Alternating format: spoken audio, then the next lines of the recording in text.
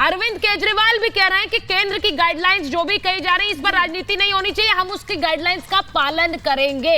अब मैं आपसे ये पूछ रही हूं कि किसी नेता को अगर ये लगता है कि सिर्फ उनको ध्यान में रखकर ये पूरा कार्यक्रम किया जा रहा है, तो आपको नहीं लगता है कि ये राष्ट्र हित में नहीं है, ये लोगों की जान पर एक तरह से जान से खिलवाड़ है? जूही जी। जी, पहले मैं आपको कहना चाहूँगी, देखिए ये जो कोविड है, जो कोविड प्रोटोकॉल गवर्नमेंट ने चालू करने के लिए सोच रहे हैं, या अभी आप दिखा रहे हैं कि 12 घंटे में, अगले 12 घंटे में ये चालू हो सकता है। प्रोटोकॉल जो भी हो, प्रोटोकॉल लोगों के हित में होना चाहिए, देश के लोग पे। लास्ट टाइम जब ये प्रोटोकॉल चालू हुआ था, इतना अचानक हुआ था कि जितने माइग्रेंट लेबर था उनको घर लौटने का मौका नहीं मिले था। वो लोग पैदल चले, मेलों पैदल चल के आए, कुछ लोग रास्ते में मर गए, कुछ लोग बिना भूखे प्यासे रास्ते में मर गए। ये छवि पूरे देश के सामने आए, हम लोग सभी देखे। ये सिर्फ 1 एकड़ जमीन पर कृषि करके हर महीने 1 लाख तक कमाते हैं। इनसे सीखना है तो फ्रीडम ऐप को अभी डाउनलोड कीजिए। फिर हम लोग क्या देखे, कोविड के दौरान 2021 में जब चुनाव हो रहा था बंगाल में, जब हाई स्पीक में था कोविड, उस टाइम हम लोगों ने रिक्वेस्ट किया था इलेक्शन कमीशन से कि शॉर्टकट में थोड़ा कम टाइम पे ये चुनाव हो जाए तो अच्छा होगा। 7 दफा के बजाय वो 3-4 दफा में खत्म हो जाए, लेकिन वो भी हमारे बात को किसी ने सुना नहीं उस बार भी। इस बार हमारे मुख्यमंत्री ममता बनर्जी साफ साफ बोले हैं, देखिए हम लोग एक कमेटी बना लिए हैं जो कमेटी मॉनिटरिंग करेगी आगे आने वाले दिन में। ये BF जो वेरिएंट है, B7 वेरिएंट का, BF7 वेरिएंट का, तो अभी तक जो अरविंद केजरीवाल जी भी बता रहे कोई केस नहीं है। 3 केस गुजरात से है। अभी गुजरात का चुनाव हुआ है, अभी हिमाचल का चुनाव हुआ है, तो इतना वहां पर जो कैंपेनिंग हुआ था, वहां पर क्या प्रोटोकॉल लगाया गया था कोविड के लिए। कोविड तो सिर्फ भारत जोड़ो में नहीं होगा, कोविड तो सिर्फ पार्लियामेंट में नहीं होगा, कोविड होगा तो देश में पूरा सब जगह में होगा, सारे शहर में होगा। तो अब जो चुनाव का जो कैंपेनिंग हुआ था, क्या वहां पर कोई प्रोटोकॉल फॉलो किया गया था? नहीं जूही जी, कहीं भी मास्क पहने थे? जूही जी, मैंने ना राहुल गांधी के थोड़े पुराने ट्वीट्स भी दिखाए, कैंपेनिंग हुआ, सब नेताओं ने कहा था, मास्क का इस्तेमाल हुआ है? जूही जी, सब नेताओं ने कहा था कि भाई हमारी सरकार इस खतरे को भाप नहीं पा रही है, ये गंभीरता से नहीं ले रही। इसको जरा हटाइए, मैं बाद में आऊंगी इस पर। सब सारे नेताओं ने कहा कि ये गंभीरता से नहीं ले रही है, अब देश के लोगों को गिनी पिग्स बनाया जा रहा है, कैसे उनको बलि का बकरा बनाया जा रहा है। अब जब पहले से, और मैं फिर कह रही हूं, अभी भारत में जो स्थिति है वो नियंत्रण में पूरी तरह से, अजय वर्मा जी ने जो शुरू में बात कही वो बिल्कुल सही है, नियंत्रण में है, लेकिन वो बाहर नियंत्रण से ना हो जाए, इसीलिए कोविड प्रोटोकॉल या गाइडलाइंस का हवाला दिया जा रहा है। अब हम उन पर ना गौर करें, उन पर बात ना करें सिर्फ इसलिए क्योंकि देश में एक राजनीतिक यात्रा जा रही है।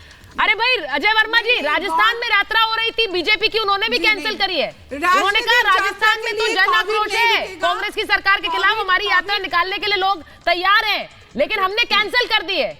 सुचेरिता जी, हाँ बोलिए सुचेरिता जी, बोलिए। मैं अभी पीछे पढ़ रहा था 200, देखिए साहब ने 10,000 करोड़ के विज्ञापन में, एक विज्ञापन में मैं पढ़ रहा था कि 220 करोड़ लोगों को आपने वैक्सीन लगा दी है, ठीक है, और देश हमारा विश्व गुरु बन चुका है। तो हम तो बधाई दे रहे हैं मोदी साहब को कि 220 करोड़ लोगों ने लगा दी है।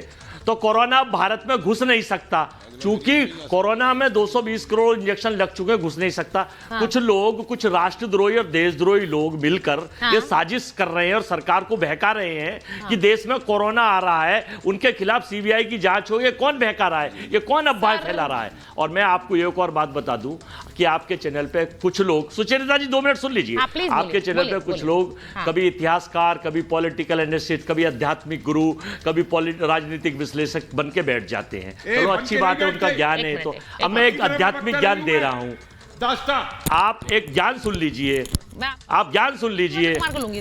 ये गृह चाल के हिसाब से मैं ये बता रहा हूं कि हिंदुस्तान में कोई कोविड नहीं आ रहा। मैंने कुंडली देखी है हिंदुस्तान की, मुझे थोड़ा सा कुंडली पढ़ने का शौक है। यहाँ कोई भी जो बृहस्पति ग्रह होता है, जो बृहस्पति ग्रह होता है वो संक्रमण का कारक ग्रह होता है, और उसमें जब राहु का मूवमेंट मिल जाता है, सुन लीजिए, तो यहाँ ऐसी कोई दशा नहीं है। हिंदुस्तान के 140 माफ कर दीजिए अजय जी, सावधान रहे।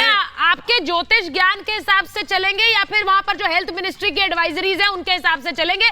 मुझे ये आपकी लॉजिक ही समझ नहीं आ रहा है। इसी लॉजिक के हिसाब से सर ये ब्रीफिंग कौन करता है कांग्रेस के नेताओं को कि जाकर ज्योतिष ज्ञान बताओ और बताओ कि भाई हाँ वहां पर नहीं आने वाला है कोरोना भारत में? सरकार का जो दायित्व ये ब्रीफिंग कौन करता है? मुझे तो हैरानी हो रही है। ज्योतिष ज्ञान बता रहा है आपका कि कोरोना नहीं आएगा।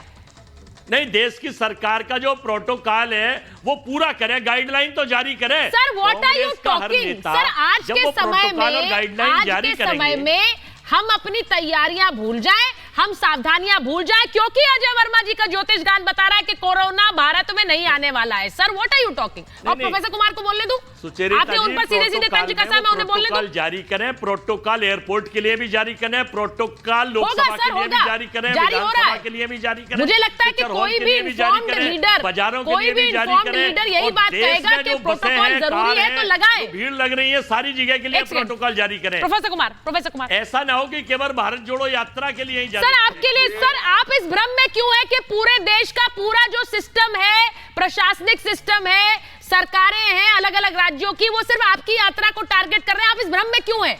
आप इस भ्रम में क्यों हैं सर?